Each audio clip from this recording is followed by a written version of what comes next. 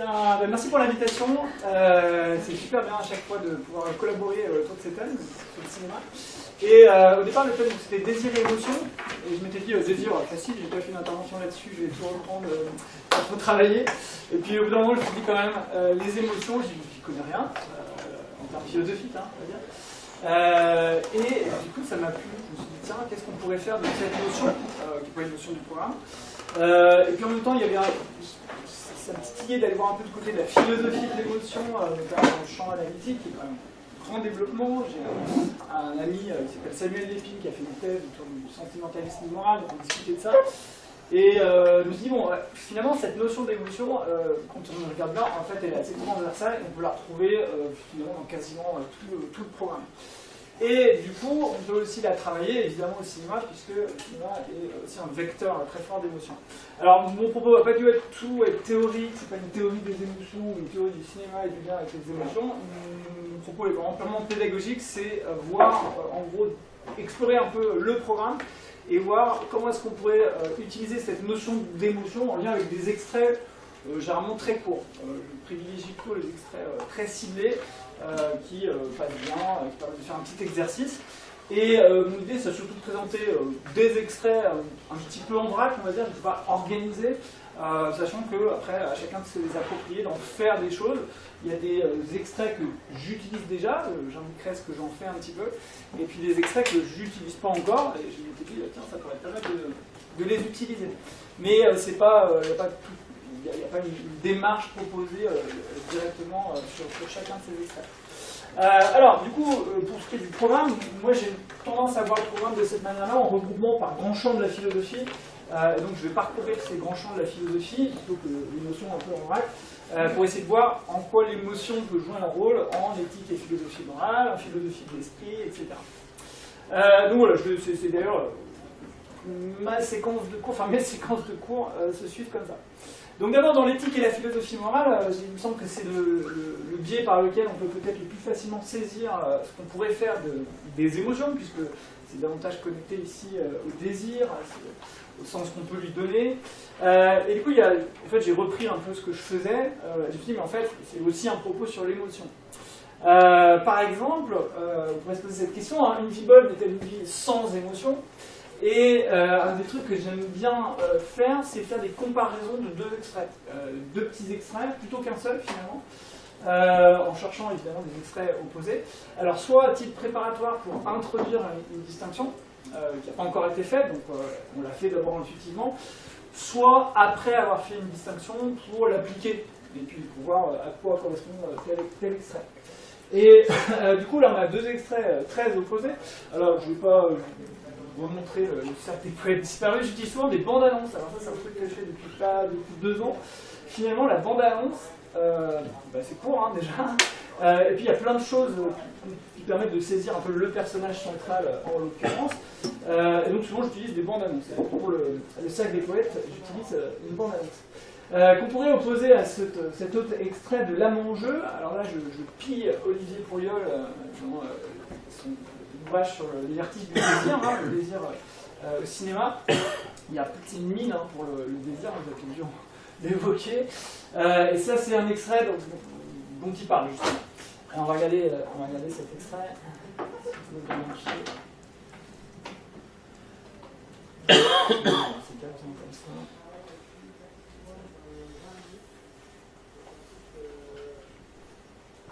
Si la connexion est un petit peu longue, je ne sais pas ce que oui, je précise, j'ai eu un petit souci avec mon ordinateur personnel qui n'a plus de batterie et plus de recharge. Donc je suis embêté sur les extraits, il y aura peut-être des extraits qui ne vont pas passer. Voilà, alors, par exemple, typiquement celui-là ne passe pas. Un petit peu embêtant. Bon. J'y reviendrai parce que du coup je suis en train d'avoir une version sur l'ordi. Du coup, désolé, je reviendrai là-dessus. Alors, du coup, on a deux extraits très opposés sur le deux sources de la passion, finalement. Une passion qui est destructrice, l'amour comme folie, et puis une passion, au contraire, comme créatrice, comme intensité de l'existence qui permet de créer, de se connaître soi-même. Alors que là, justement, il se perd. Voilà, on a un personnage qui est ici Jung, amoureux, qui se perd totalement dans sa passion. Donc voilà, deux opposés qui sont intéressants pour travailler cette notion de vie bonne. Toujours dans la question des émotions, là c'est un extrait que j'utilise d'Inctus, où là j'utilise dans le cadre d'un travail sur le stoïcisme. Le poème Invictus est lui-même d'inspiration stoïcienne, et on a dans le film Invictus une rencontre entre Mandela et le capitaine de l'équipe de rugby. Voilà. Et elle lui transmet finalement ce qu'il a trouvé à travers le poème Invictus, la force d'âme que lui a apporté ce poème. Et donc pour travailler la notion de vertu comme force d'âme chez les stoïciens, c'est très intéressant. Ça permet même un travail assez fin, parce que le poème finalement va dire carrément qu'on ne vacille pas, on ne pleure pas. Et les élèves parfois, bon évidemment quand on travaille le stoïcisme, ils trouvent ça super froid, super rigide. Et du coup, il y a vraiment cette question, est-ce qu'un stoïcien il ne pleure pas? Alors quand on regarde les textes, hein, c'est assez fin. Alors tous les textes sont pas d'accord, mais il y a pas mal de textes qui disent finalement, la question c'est pas d'exprimer ses émotions, on peut bien pleurer, hein. C'est pas de se laisser emporter par l'émotion. Et du coup là il y a quelque chose d'assez intéressant, on peut aussi critiquer ce passage-là. Donc l'extrait est assez connu. Tous les extraits que je mets, je vous donnerai un lien, ils sont tous disponibles. Je ne les montre pas tous parce que j'ai compris qu'il y avait un temps assez strict. Hein. Alors là, on a plutôt un thème qui est moins directement peut-être lié au programme, mais qui est intéressant, qui est la question du lien entre émotion et connaissance des valeurs. Alors là, c'est justement, on travaille un petit peu sur la philosophie des émotions. C'est quelque chose qui est très développé, cette idée qu'à travers les émotions, j'arrive, alors sous quel mode, c'est une des questions justement qui est posée dans cette philosophie, est-ce que c'est une perception? Non, j'arrive à percevoir ou saisir en tout cas ce qui est important, ce qui compte, ce à quoi finalement je tiens vraiment. Et alors je ne sais pas si vous avez déjà montré cet extrait. On a failli, mais... Vous avez failli le montrer. Alors du coup, je regarde si celui-là marche, ça serait bien. Sinon, encore une fois, dans un instant, tout sera disponible et accessible. Non, c'est voilà, en fait, je pense que ça va marcher. Voilà. Dans 5 minutes, j'aurai tout.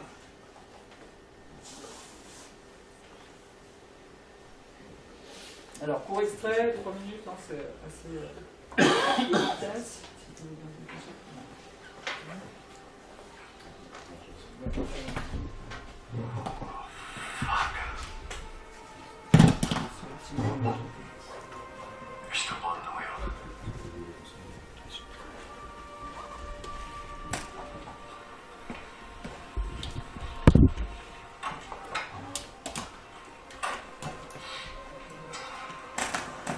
Okay, let's go.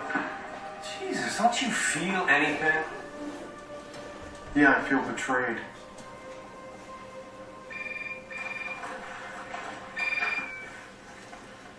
Hello? Meet me at the corner of Sunset and Gordon. Now, it's important. What? Bring your brother. Trust me, you need to do this. Un tout petit peu de contexte, donc je pense que tout le monde connaît la série, mais au cas où, donc la série commence par la mort du père. Voilà. Et le père est mort dans un accident où un bus est rentré dans sa voiture. Voilà.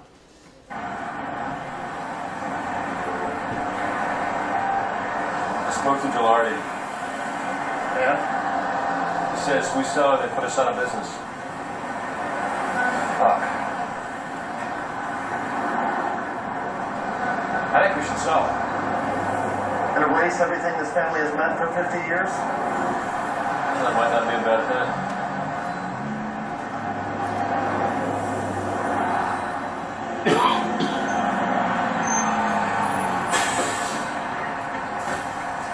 Hey. Brenda. Is my brother dead? Come on.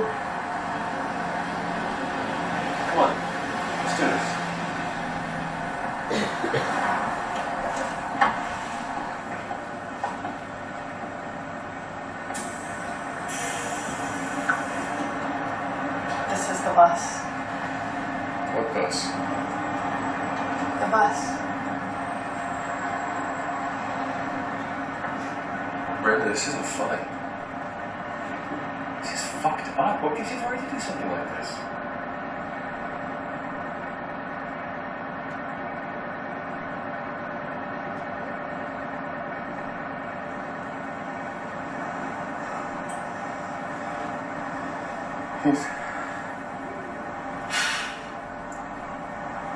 Never.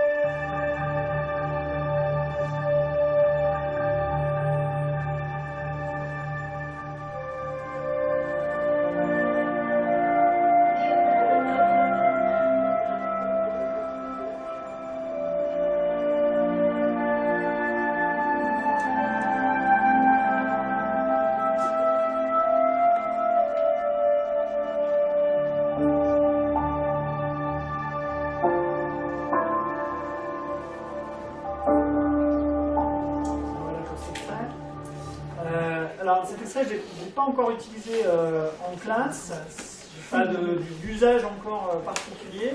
C'est simplement venu du fait que voilà, je regarde cette série, alors ne me spoilez pas la fin, j'ai pas vu.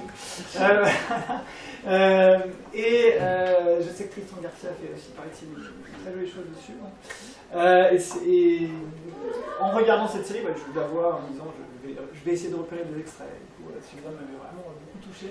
Et du coup, il me semblait que c'était assez lié à cette idée que, à travers les émotions, en fait, je vois ce qui est important, ce qui était important peut-être sur le mode du passé.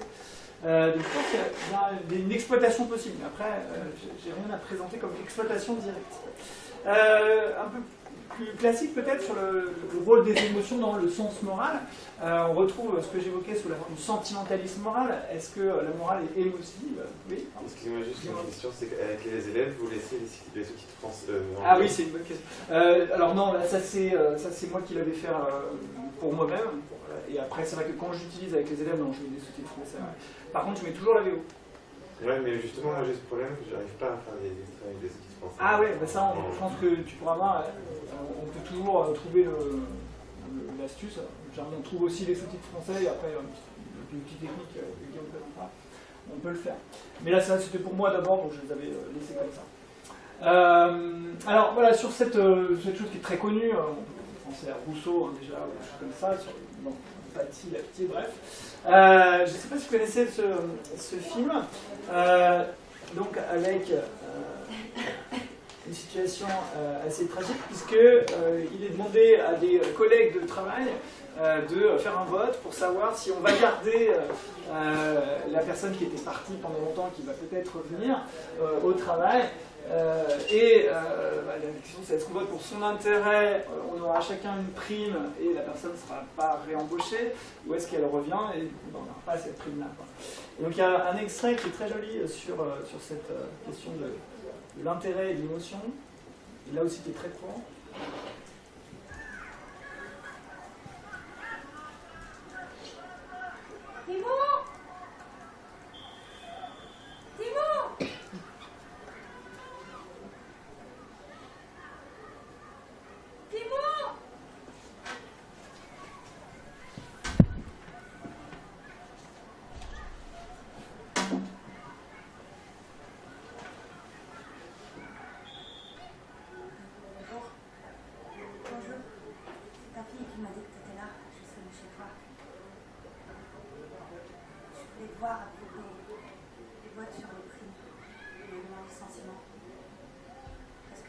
Moi, on a vu du monde et il est d'accord de recommencer le vote lundi matin parce que Jean-Marc il a influencé certains en leur disant que de toute manière, Dumont il voulait supprimer du personnel. Que si c'était pas moi qui étais licencié, ce serait eux. Voilà. Je voulais te voir pour savoir si lundi tu serais d'accord de voter pour que je reste.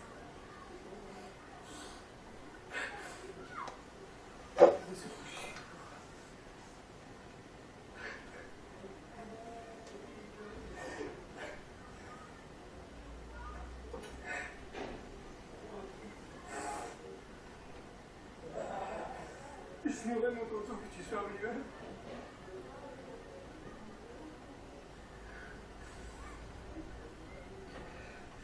Depuis hier soir, je m'en veux d'avoir voté pour moi. Ne t'excuse pas. Je peux comprendre. 1000 euros. 1000 euros.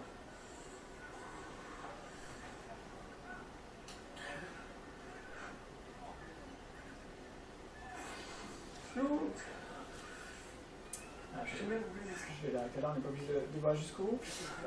Donc là, il me semble qu'on peut faire un usage assez intéressant de cet extrait, peut-être en le coupant juste avant, où il dit son sentiment, il dit honte. Peut-être qu'on pourrait couper et proposer alors qu'est-ce qu'il ressent, quelle émotion, pourquoi. Et donc petit à petit travailler sur ce conflit entre morale et intérêt, ce genre de choses. Il me semble tout à fait exploitable dans un cours sur la morale.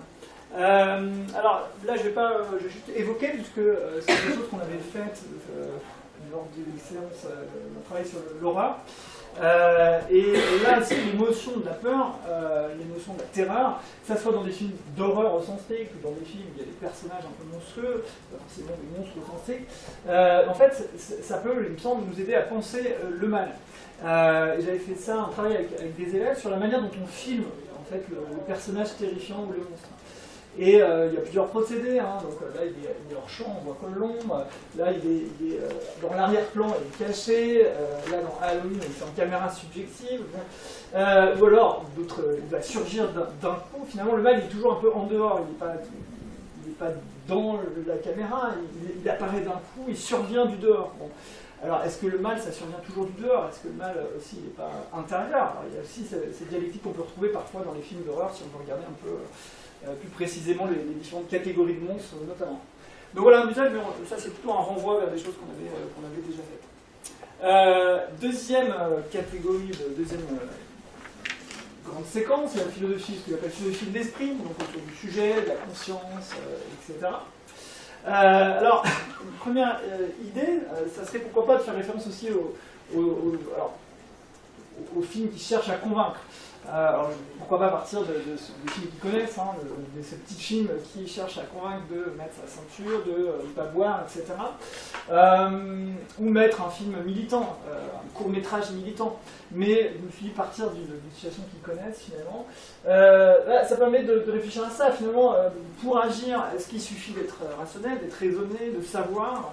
Ou est-ce qu'il ne faut pas en passer par les émotions? Et du coup, l'émotion, est-ce que c'est seulement ce qui trouble la raison? Au contraire, c'est ce qui me permet d'agir finalement conformément à la raison. Donc là, voilà, il y a un travail intéressant à faire. Ou au contraire, est-ce que ça va me pervertir finalement? À force de voir ce genre d'image, je me désensibilise totalement et on s'en fiche peu à peu. Donc voilà des choses qui, à mon avis, sont très mobilisables. Ensuite, sur le chapitre sur la liberté, là aussi il y a des moments très forts au cinéma qu'on peut utiliser, et notamment des émotions qui nous poussent à agir et qu'on n'arrive peut-être pas à contrôler. Alors il y a une séquence ici, une toute petite séance, je vais la trouver, un tout petit extrait ici qu'on peut trouver aussi sur YouTube. Voilà. Donc je resitue vite, on est dans Minority Report. Anderton, chef de la police scientifique, découvre qu'il est censé tuer quelqu'un à l'avance, puisqu'il y a les précodes qui voient le futur, et il rencontre là cette personne qu'il est censé tuer.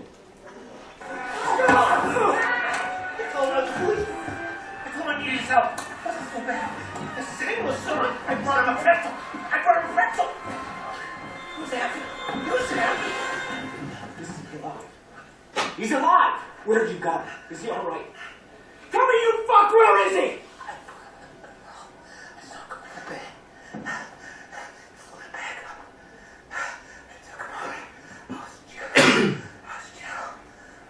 Il parle de son fils qui l'a tué en tout cas.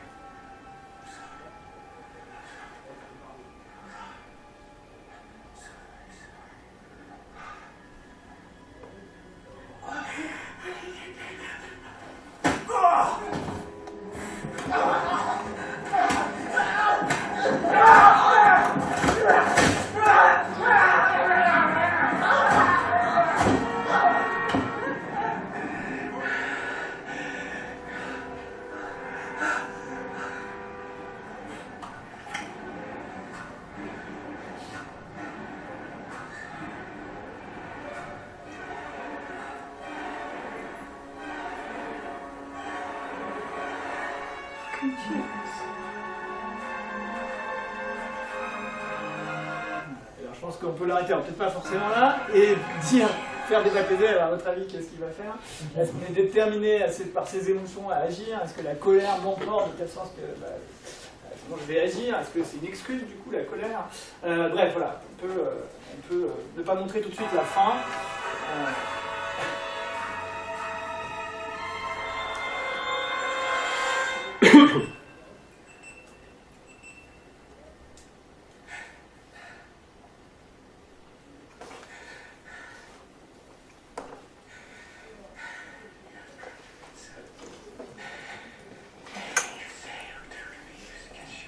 Attache à sa fonction. Donc, voilà l'extrait. Alors, je le mettrai avec les sous-titres en français. Je ne me suis pas préoccupé de ça, désolé. Toujours dans cette question du contrôle, on peut évoquer. Alors là, c'est une bande-annonce qui est très pratique de ce film que vous connaissez peut-être. Donc, on a un personnage qui est très très impulsif, qui maîtrise mal ses propres émotions. Et il y a plein de métaphores de ça. Les élèves les repèrent vite. Voilà, la bulle qui va éclater. Il y a plein de choses aussi qui sont dites. Il y a aussi la fameuse chanson de Céline Dion, hein, on ne change pas. Il en fait un usage magnifique. Limite, on a envie d'aimer Céline Dion. Voilà, pas limite. Hein. Mais voilà, c'est un très très joli extrait. Alors là, j'utilise la bande-annonce. La bande-annonce est très bien. Je vous laisserai la regarder. Je vais passer à autre chose. Là aussi, très connu, je ne vais pas non plus remontrer l'extrait. On pourrait utiliser cette question des émotions dans le cours sur matière-esprit. Est-ce qu'une machine qu'on a constituée avec de la matière, est-ce que ça pourrait ressentir des émotions? Et vous connaissez certainement Hal qui va être désactivé et qui dit j'ai peur, ne me désactive pas, j'ai peur. Quoi. Alors voilà, on peut, à mon avis, assez facilement utiliser ce genre d'extrait. Et puis il y en a d'autres. Hein. Je crois que c'est toi qui avait sélectionné un extrait de Westworld aussi, où il parle de la souffrance comme qui permettait l'émergence de la conscience chez ces androïdes. Bref, matière-esprit, il y a plein de choses à dire avec il y a des robots, Blade Runner aussi. Bon, il y a plein d'extraits aussi, mais celui-là, je trouve qu'il est vraiment bien. Pardon, excuse-moi. Parlons de ça 2 secondes. Moi, par exemple, j'ai pas envie de projeter ça parce que finalement, dans ce film, ok, il y a une machine qui a des émotions, etc. Mais c'est juste un film, c'est-à-dire que est-ce que ça me permet de dire quoi que ce soit de vrai là, sur la question? Je pense que ça ne permet rien de dire de vrai, ça permet juste de lancer la question. Ouais. Pour moi, c'est un vecteur de. C'est un support pour lancer une discussion. Et après, on va argumenter, parce que là, il n'y a pas d'argument, il n'y a pas de. C'est pas vraiment une thèse, quoi. Enfin, pour moi, c'est juste un vecteur de problématisation avec les élèves. Quoi. On va lancer une discussion autour de ce thème. Puis après, on verra des arguments, on dira voilà, chambre chinoise de Searle, etc., des choses comme ça. Mais au moins, ça permet d'ancrer, on va dire, le débat dans un truc un peu concret, quoi. Je veux dire, allez, il y a un débat autour de matière-esprit, des robots, voilà, ça sensibilise à la. Et puis, dans cette séquence, pour l'avoir projeté à des élèves, les élèves justement formulent l'hypothèse que HAL est une intelligence artificielle qui est programmée pour donner l'illusion de l'émotion, pour ne pas être déprogrammée justement. Donc en fait, ça permet aussi d'aller loin dans la thèse inverse. Ouais, c'est vrai qu'après ils peuvent trouver des idées qu'on peut récupérer. Ouais. Donc j'avais bien aimé l'article de Sébastien Charbonnier dans le livre collectif qui avait dirigé Hugo Clément sur la philosophie avec le cinéma, je pense que c'est ça le titre, ou d'après le cinéma. Ou enseigner la philosophie avec le cinéma, en fait, c'est ça le titre. Hein, voilà.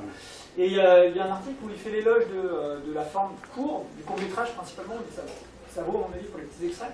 Et justement, il adopte une perspective très pragmatique où il dit qu'il ne faut pas poser le problème comme ça de manière volontaire, c'était nous qui allons poser le problème, mais ancrer le problème dans une expérience commune. Quoi. Et une fois qu'on a cette expérience commune, à travers quelque chose de sensible, qui est un objet commun qu'on a tous regardé, qu'on connaît tous du coup, voilà, bah, là on peut commencer à réfléchir. Mais c'est qu'un vecteur de problématisation. Quoi. Je le vois souvent comme ça. Alors après, voilà, dans toute cette thématique aussi sur l'esprit, il y a pas mal de films qui font justement des émotions. le critère de l'humanité. Alors un très classique, c'est voilà, la raison des profanateurs de sépulture, où justement cette jeune femme doute que, je crois que ça doit être son nom, c'est ça, hein, soit véritablement humain. Il a peut-être été remplacé par des sortes d'extraterrestres. Bon. Et le signe qui l'inquiète, c'est justement qu'il n'y a plus ce regard, cette émotion partagée.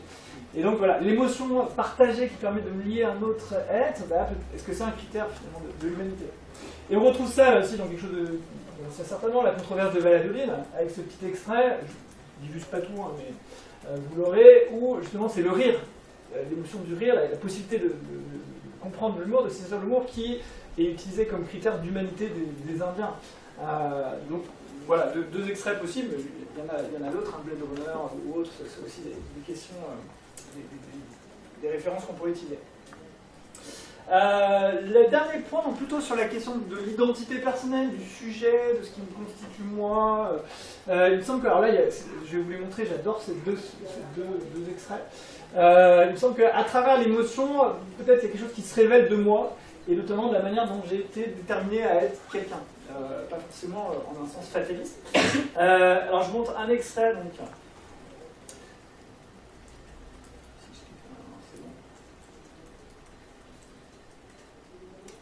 Excusez-moi, je vais mettre le bon.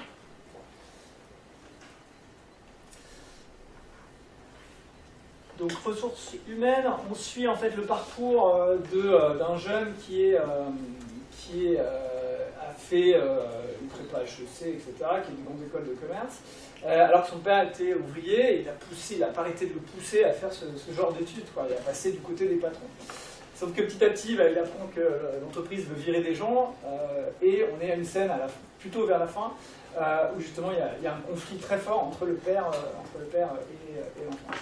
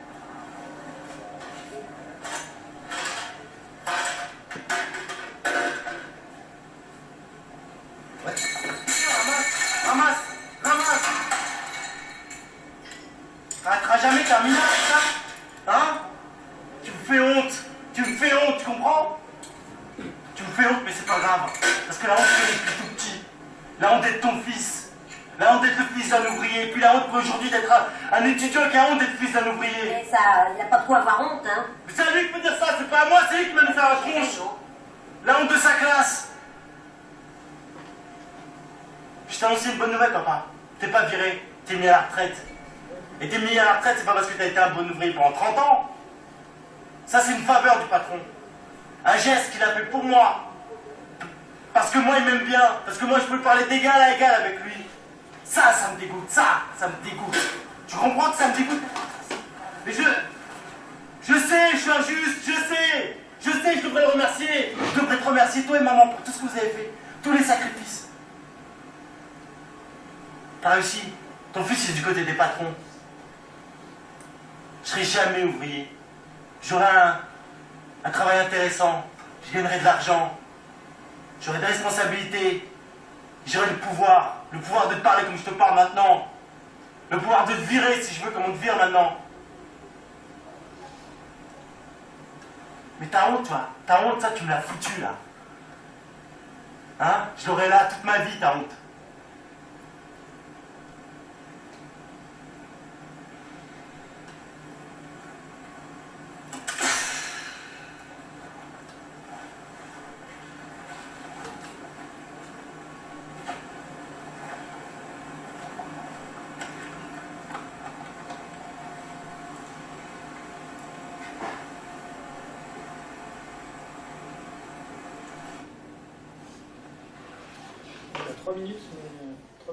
Bien forte.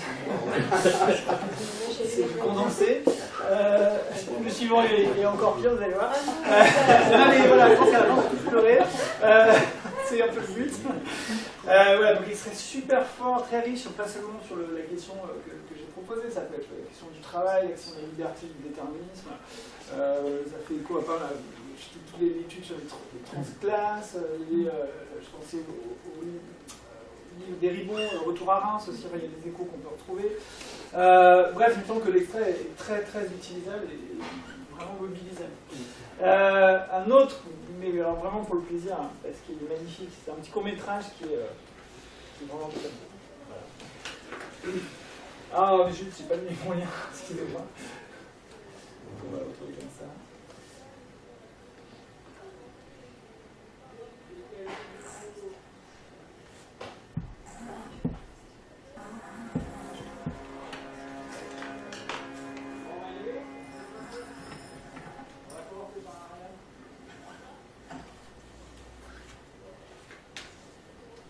My dad taught me how to lay out everything. Put back half. Roll things that roll. Wrinkle-prone things on top of cotton things. Then pants. Waist to hem. Nooks and crannies for socks. Belts around the sides like snakes. Plastic over that. Then add shoes.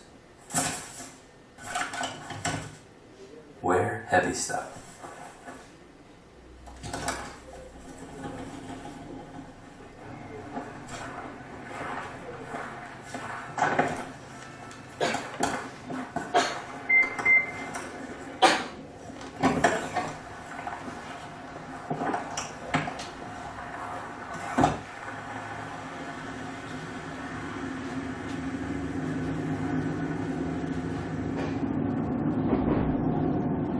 Started when I was little.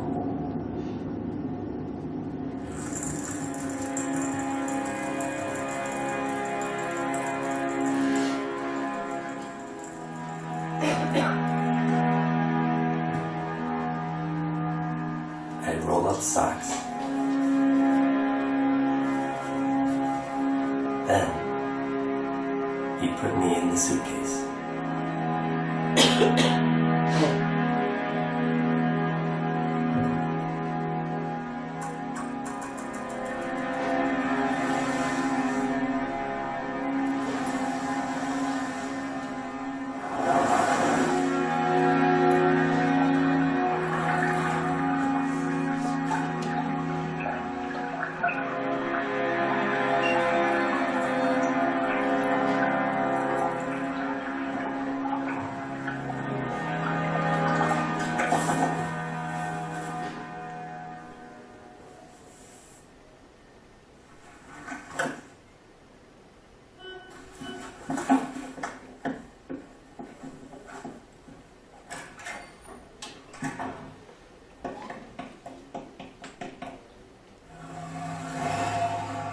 Some guys bond with their dads, shooting hoops or talking about Chevrolets.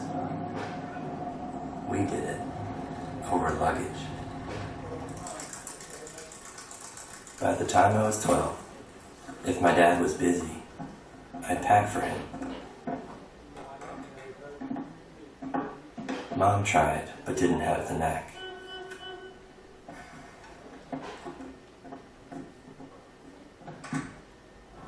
He'd get somewhere for work, open his suitcase, and text me.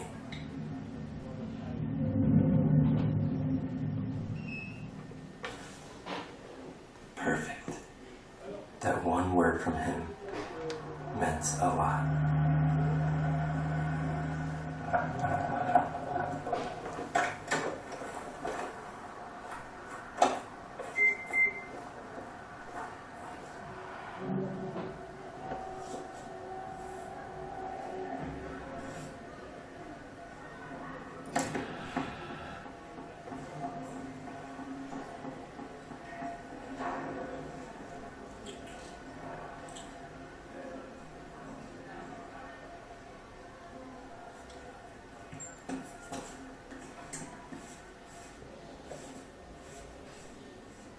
The funeral was terrible.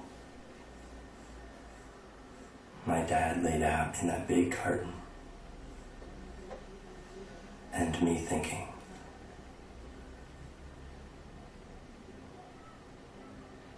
look at all that wasted space.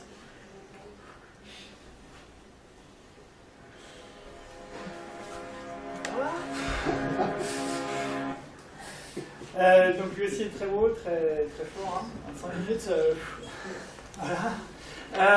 Donc j'ai pas encore fait d'exploitation de ce court-métrage ou de cet extrait, mais là aussi il me semble que c'est assez riche sur l'identité de ce qu'il a construit, de ce à quoi on est lié, peut-être aussi sur l'existence et le temps. Je pense qu'il y a peut-être moyen de faire quelque chose autour de ça. Voilà, encore une fois la forme courte me semble tout à fait adaptée. Sur le thème de ce que j'appelle la philosophie de la culture, donc la culture, l'art, la technique, le langage aussi, il me semble qu'il y a plusieurs usages intéressants aussi du cinéma. On va rester dans le bien lourd. Hein.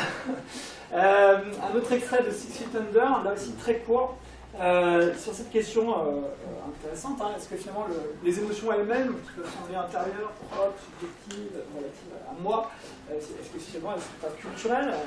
Il y a un petit extrait qui permet d'introduire ça. Là aussi c'est pas un truc, je vais le mettre directement.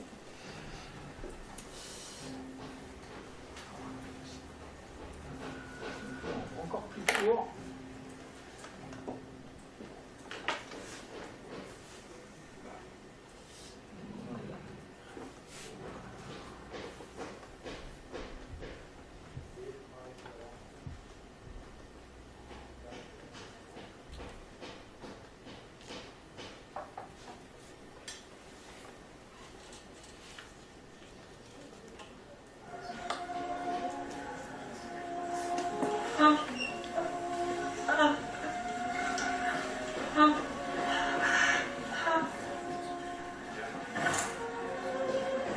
What, she's sad, so he has to get her outside? They always do that. The second someone starts to lose it, they take them off into that room. Makes all the other people uncomfortable, I guess. This is not about the other people. Volume.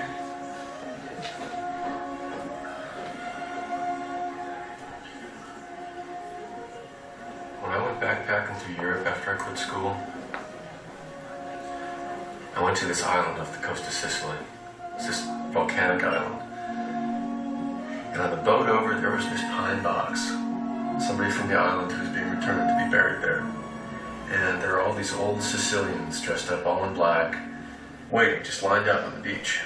And when they got that coffin to the beach, those old Sicilian women just went apeshit, screaming, throwing themselves on it, beating their chest, tearing at their hair, making animal noises. It was just so real.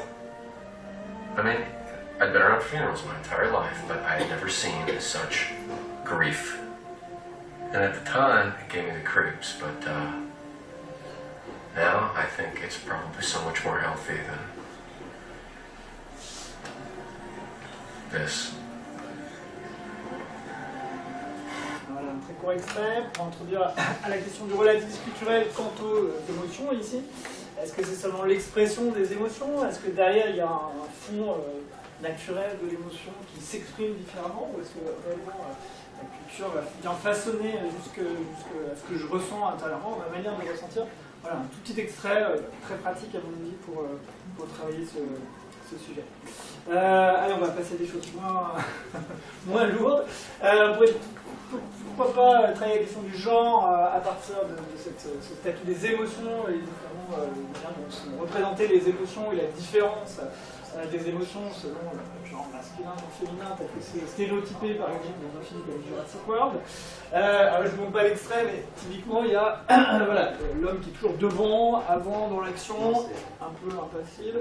Et donc cette femme qui, alors au départ, est censée être une femme un peu pouvoir, et puis quand même, elle, juste après, elle est derrière, elle attend dans la voiture, puis elle découvre ça, et évidemment, elle est dans l'émotion, pas l'homme. Voilà. Tu voulais peut-être... Non. Voilà, donc très classiquement, on retrouve dans pas mal de films ce genre de représentation stéréotypée du genre, à partir desquelles on pourrait travailler. Alors j'adore cet extrait, les élèves aussi. Moi, j'utilise pour essayer de comprendre comment la culture sublime l'agressivité. Je parle de Jean-Bert Elias, processus de civilisation. Et l'extrait est super, vous connaissez peut-être cette confrontation. Ça fait un moment sympathique, rugby en classe, ça détend. Vont exécuter leur haka. Le haka, c'est le nom générique des danses maoris. On va voir quelle sorte de haka vont exécuter les Blacks face à une équipe de France qui se rapproche, qui va quasiment au contact des joueurs néo-zélandais. Le premier défi de ce quart de finale.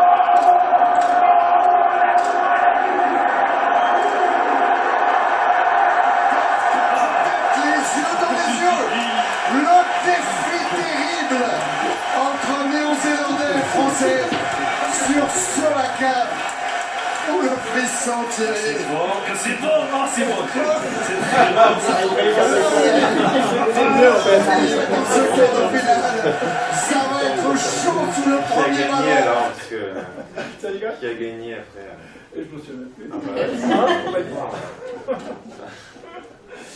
Ouais, donc ça marche super bien avec les élèves. C'est vraiment directement une illustration de la sublimation de l'agressivité. Il y a un joli texte de Catherine Kinsler dans son blog Mes études qui fait une analyse kantienne de ça. Ça s'appelle le haka, une opération esthétique, quelque chose comme ça. Et donc elle analyse de manière assez fine ce qui s'est joué, toute la bataille aussi autour du maillot. Enfin, il y avait plein de choses à dire en fait. Donc voilà, c'est un extrait sympathique. Sur émotion, langage, je pense que pas Bergson, des choses qu'on peut dire, les émotions, est-ce qu'on a des mots pour les dire, parce que finalement les mots ordinaires ne suffisent pas. Il y a aussi un court métrage qui était recommandé par justement Sébastien Charbonnet dans son article. J'ai tiré cet extrait de là, et là on va prendre le temps de regarder, il est très... pareil,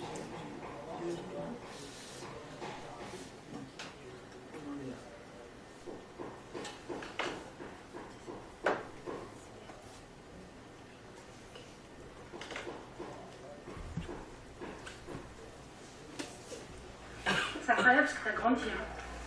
L'année dernière, t'étais aussi grand que moi, puis là, tu me dépasses une tête. Bah, t'es pas très grande aussi. Bon, attends, je suis pas mienne non plus. C'est bizarre, c'était long aussi. Tu fais du sport? Du sport? Oui. Tu plaisantes? Ah, mais ça t'était au frais, tu vois. C'est vachement joli le cadeau que t'as acheté à papa. Tu me diras combien je te dois? Et à qui tu les racontes, tes histoires? Bah, à personne. Si t'es amoureux, tu me dirais? Ça te regarde pas. Bon, allez. T'es amoureux?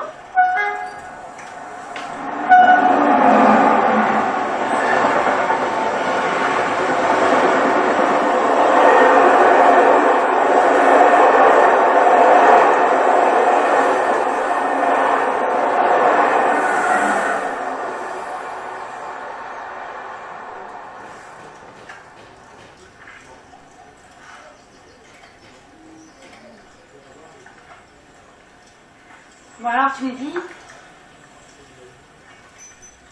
Comment elle s'appelle? C'est que t'es chiante, toi. Elle s'appelle Céleste. Céleste. C'est joli. C'est très joli même. Elle t'aime? Je sais pas. Comment ça tu sais pas? Tu lui as pas demandé? Tu lui as rien dit?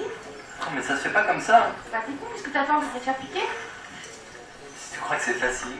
Bah c'est facile pour personne. De toute façon, elle va se foutre de moi. Bah peut-être, mais peut-être pas, peut-être qu'elle attend que ça. On va s'asseoir?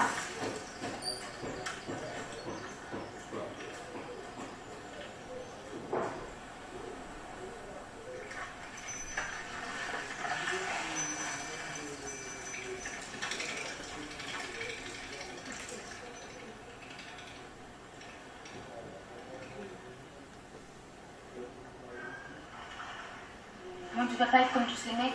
Je te jure, s'il y en avait un qui pouvait se lancer, je crois que j'enverrais pas chier. Qu'est-ce qu'il y a? Non, t'es pas Oh, t'es chiante, hein. Tu vois, on peut jamais rien te dire. Non mais arrête, je me moque pas, je trouve ça bien, je trouve ça très bien, mais... Tu arriveras jamais. Mais si, dis-lui ce qui te passe par la tête, c'est toi. Je te dis, je pourrais pas. Mais arrête, tu pourras. Je suis sûre que t'en meurs dans le lit. Tiens, ma caisse, imagine que je suis Céleste. Je te dis d'imaginer. Bah oui, mais là... Encore là, bah avec moi tu prends aucun risque, hein. Bon allez, on y va. Bon. Céleste, je t'aime.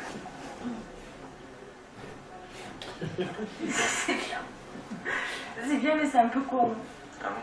Mais attends, je t'aime. C'est quand même une sacrée nouvelle, non? Faut pas que ça tombe comme un cheveu sur la soupe. Faut que tu la prépares, et puis une fois qu'elle est prête, paf, tu lui dis en conclusion. Ah, tu crois? Bah ouais. Et je lui dis quoi avant? Bah, je sais pas, moi tu lui parles d'elle, de toi, de ce que t'aimes chez elle. Mais si elle part, je suis pas comme un con. Ah ouais, mais ça c'est le risque, mais bon, t'en mourras pas, hein. Bon allez, allez, retourne. Tu veux me prendre la main? Ça va. Attends, mais moi je dis ça, c'est pour t'aider. Hein. C'est pas ça, mais je peux faire un sieste.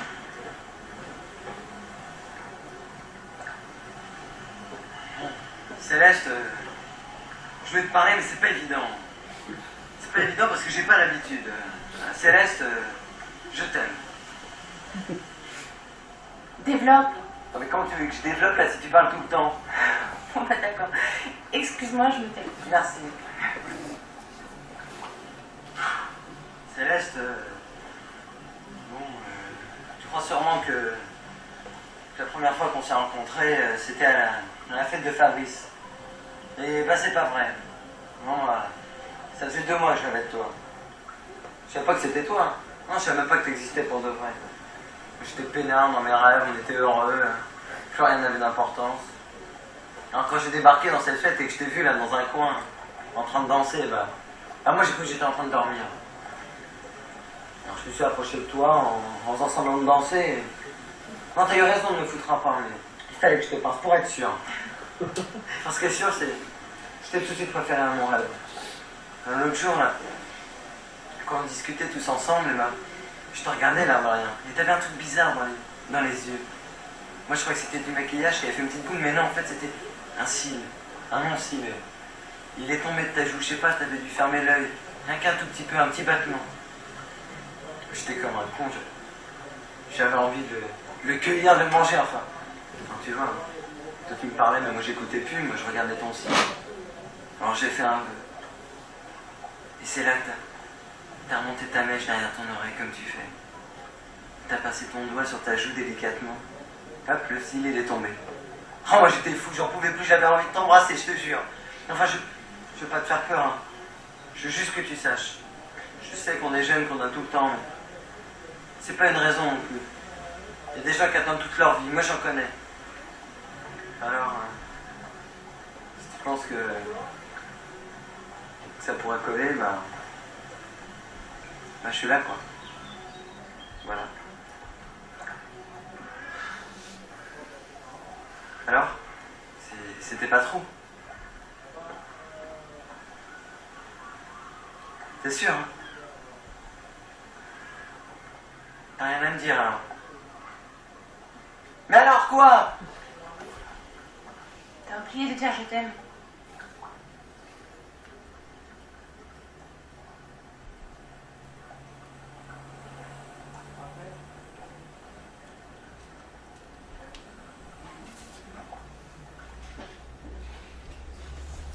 voilà un autre format court qui est intéressant. Dans l'article de Sébastien Charbonnier, il en propose deux usages. Moi je le voyais plutôt bien sur émotion, langage, avec le texte de Bergson notamment. Mais lui, il voyait plein de choses justement dans cet extrait, pas seulement sur le langage, mais autour de l'existence et de temps, du bonheur. Enfin, il y a d'autres pistes aussi qui étaient proposées. Alors, je ne vais pas tout montrer pour avoir du temps pour essayer de parler un peu de tout. Voilà, dans un sujet sur l'art, est-ce que les émotions qu'on a dans l'art, c'est juste un moyen de se divertir? Il y a un super extrait dans Au revoir les enfants, où les enfants regardent justement un extrait de cinéma. C'est The Immigrant de Chaplin. Et à la fois, c'est un moyen de se divertir, c'est la guerre, les conditions sont horribles, etc. Donc évidemment, ils se divertissent, ils rigolent, ils sont ensemble, il y a une communauté qui est très agréable. Et en même temps, en voyant ce film, ils sont touchés, ces enfants, parce qu'il y a un rêve de liberté, il y a l'Amérique, et on voit bien que c'est plus qu'un simple divertissement. Donc là, on a de quoi réfléchir au statut de l'art et aux émotions artistiques qui me semblent très intéressants. Sans extrait, on peut évoquer aussi l'action de la peur, hein, voilà, l'émotion de la peur en rapport avec le progrès technique. L'exemple typique, c'est Terminator. Est-ce qu'il faut avoir peur de ce que peuvent devenir les propres productions techniques de l'être humain? Bon, là, je pas forcément un extrait en particulier, mais pour rattacher ça à la question d'une émotion qui serait celle de la peur. Quatrième séquence sur la philosophie sociale et politique. Alors là, c'est assez riche, hein, on peut imaginer beaucoup d'usages, il me semble. Alors ça, c'est très très court. C'est un extrait d'un documentaire sur Georges Frêche. Et c'est tout petit. Hein. Dehors, c'est toujours pas bon. C'est une média qui n'était pas bon. Alors l'extrait est minuscule, mais il est très très bon. Parce que vous savez, on dit Georges Frêche, il est dur. On dit il est rude. Oui, je vais vous dire, vous ne faites pas 40 ans de vie politique si vous êtes un perdreau de la dernière couvée.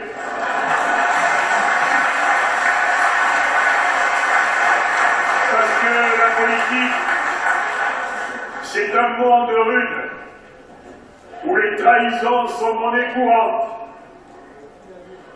et où les assassinats sont la norme. Mais, sous la dure carapace que je continuerai à arborer, oui, c'est vrai, je suis tendre. Et je n'en ai pas honte, parce que s'il n'y a pas de tendresse en vous, il n'y a pas d'humanité. Et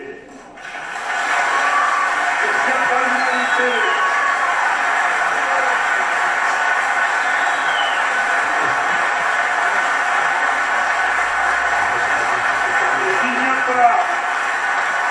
humanité, il n'y a pas de vie politique digne. Voilà, c'est très très court, mais à mon avis c'est très riche. Et à mon avis aussi facilement exploitable dans un cours, je sais pas, autour de Machiavel ou des choses comme ça. Il y a de quoi faire, je pense, avec ce petit extrait. Là aussi, je ne l'ai pas encore utilisé, donc je n'ai pas d'idée plus précise. Voilà. Alors, j'ai pensé j'ai regardé ce film sans attendre bêtement par minute, après que le sujet les S qui avaient éprouvé l'injustice, je sais pas s'il éprouvait l'injustice pour savoir ce qui est juste, quelque chose comme ça. Et en fait, en regardant ce film, je me dis, ça colle trop bien en fait. Et il y a une scène qui est parfaite pour ce propos, encore une fois, je persiste. Voilà.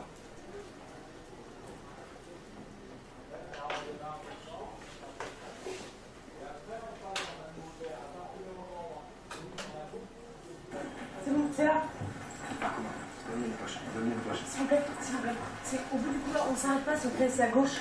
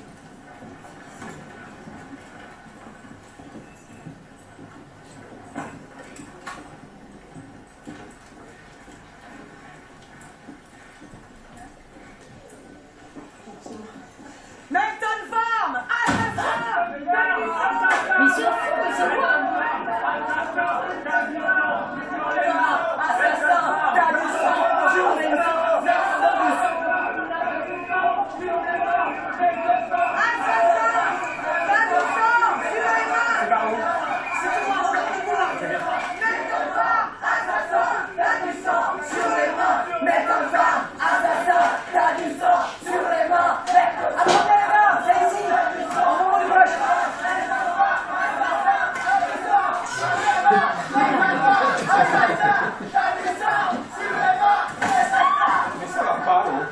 Non, ça va pas du tout.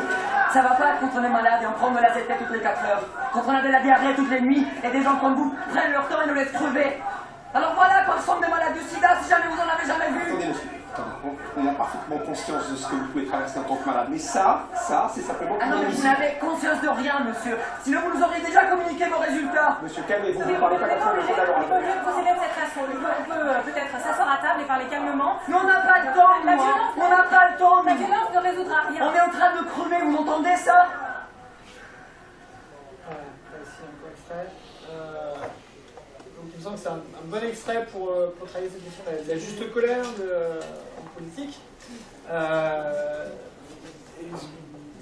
Les mots enfin, sont utilisés de telle manière qu'on peut vraiment réfléchir de manière assez fine, à mon avis, avec les élèves sur ce sujet-là. Le terme de conscience, voilà. On a parfaitement conscience de ce que... Ben non, c'est seulement en tant que sujet, finalement, que quand on dit ça, on peut avoir conscience de ce qui se passe. Alors voilà, je pense qu'il y a des choses intéressantes. Je ne l'ai pas encore utilisé, mais j'aimerais bien le faire sur un sujet type IDS sur les échanges, pardon, excuse-moi. Juste sur le contexte là, de cet extrait, j'ai pas tout compris. Pardon. Qu'est-ce qu'il reproche exactement à qui? En fait, c'est donc Act Up qui va voir donc Merton Farm qui s'occupe de faire des expériences nouvelles sur un nouveau produit, mais ne communique pas assez vite les résultats à cette association. Et donc pour les pousser à publier et à avancer dans la recherche, dans les traitements. Et puis c'était les tout débuts du sida et en gros le film montre que les gens mouraient très très vite et les derniers mois en fait ils avaient des traitements mais qui étaient absolument ingérables et puis en gros les pouvoirs publics et pharmaceutiques les laissaient mourir. C'est tout le contexte d'acteur, tout ça, mais ça tu peux trouver facilement sur internet si tu as besoin d'expliquer aux élèves. Puis il y a toute la question de l'invisibilisation encore là. On voit pas. Voilà ce que c'est un malade du sida, quoi. Donc ce que c'est. Enfin voilà, je veux dire, il y a plein de trucs dans cet extrait qu'on peut mobiliser. Sur les échanges économiques, là aussi, il y a plusieurs extraits qu'on pourrait utiliser. Le temps passe, donc je ne vais pas tout montrer. Le titre est assez indicatif, je ne sais pas si vous avez vu, violence des échanges en milieu tempéré. Et donc il y a une scène entre ce junior et ce senior qui sont en conflit parce que lui doit gérer le licenciement de personnes, et donc il les rencontre face à eux, et il doit faire un tri et il ne supporte pas de le faire. Donc il est pris par ses émotions face à lui qui représente le calcul rationnel de ce qui va pour l'entreprise. Bon. Donc il y a plusieurs scènes qui sont utiles, mais il y en a une de confrontation directe entre les deux avec deux logiques très différentes, c'est très pratique. Alors vous avez travaillé sur l'apicratie, tu as évoqué l'apicratie. Alors voilà, dans ce cadre-là du bonheur qui devient une sorte de norme, il y a deux extraits très bien. Alors on va prendre le temps juste de regarder ces extraits. Donc dans la mise à mort du travail, il y a cet extrait donc à Carglass.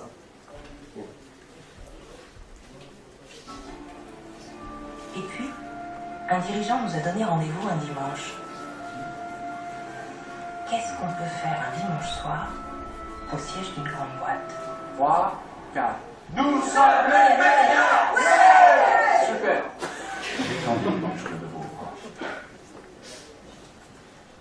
Laissez aller vos bras, vos mains. Détendez tous les muscles qui soutiennent votre cage thoracique. Tout votre corps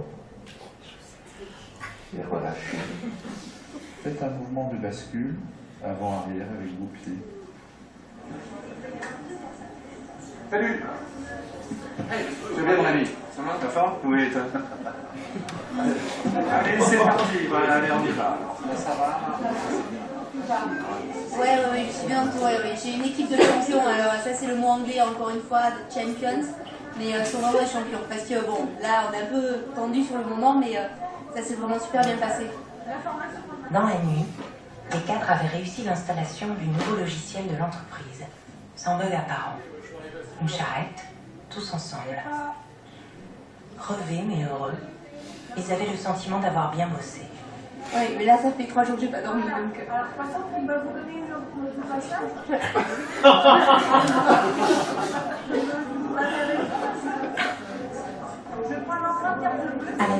des ressources humaines, Olivier Auzé, cadre du service des formations, organisait les séances de récupération. Difficile, on a besoin d'un esprit d'équipe, c'est quelque chose qu'on rencontre dans les équipes de football, dans les équipes de rugby. On va scander des slogans qui nous font du bien, d'accord? Tous ensemble, ça peut donner ceci. 3, 4. Carglass répare, Carglass remplace.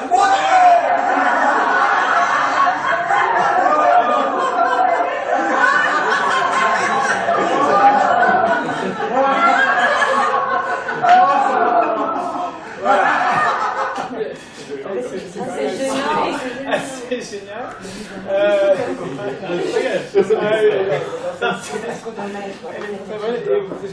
vais pas montrer ça, mais voilà, il y a aussi une Chief Happiness Officer, Leslie, et c'est très très bon. Donc, elle a fait un petit papier Please take what you need, donc vous pouvez prendre l'émotion que vous avez envie d'avoir pour la journée. Bon, bref, vous regarderez l'extrait.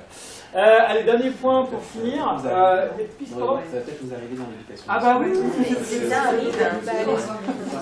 Ça c'est pas impossible. On va voir aux États-Unis, c'est les premiers trucs qu'on pouvait faire au lycée. Il y avait un stage comme ça, et on était obligé d'être. Ah bah, j'avais entendu effectivement des jeunes collègues. T'es debout, tu dois être crier ton bonheur, c'est juste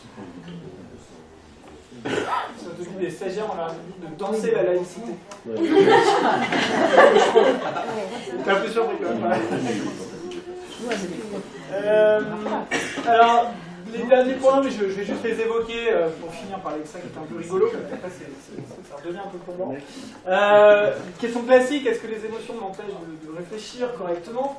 Alors vous connaissez certainement l'extrait de 12 hommes en colère plutôt vers la fin où il y a un type qui ne dément pas, qui pense que le gars est coupable, hein, et on voit bien qu'en fait il projette ses émotions dedans et il devient perdu avec son fils, et du coup il veut maintenir la culpabilité parce qu'il veut punir son fils en fait. Donc l'extrait est assez connu, je l'ai découvert.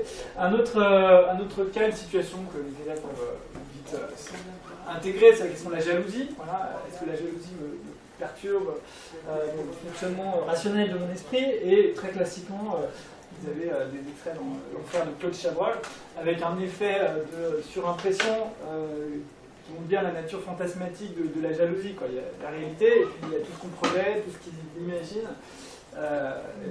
Là aussi, le montage, la manière filmée est très révélatrice. Le dernier point que j'avais proposé, mais je ne vais pas montrer les extraits parce qu'ils sont vraiment plombants ceux-là, surtout celui-là, je ne peux pas le regarder. Hein.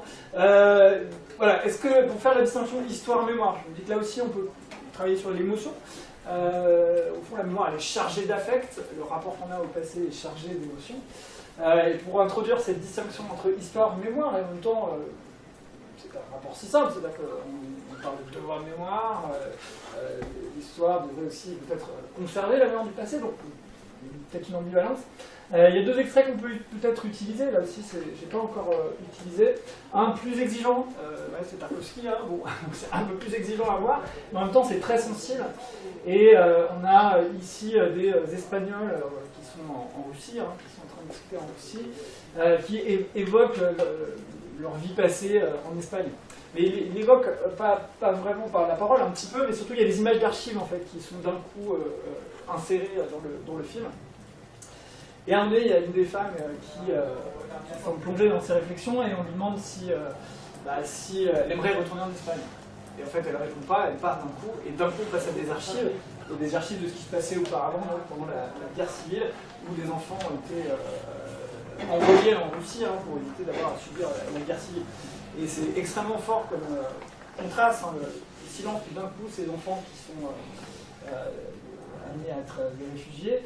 Voilà. Alors après, plus simple peut-être à voir, moins exigeant, dans La Bûche, il y a un très joli extrait où Claude Rich raconte son enfance et on devine peut-être le contexte, un enfant juif qui était réfugié et qui passe la frontière.